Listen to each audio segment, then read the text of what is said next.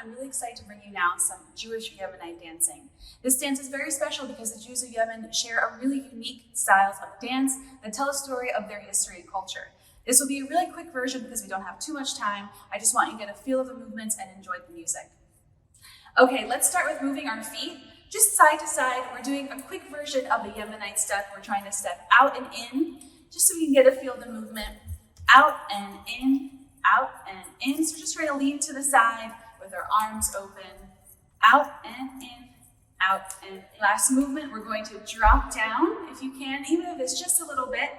And we're going to come up and move our head and just kind of let our fingers snap again and kind of feel the movement and feel the music.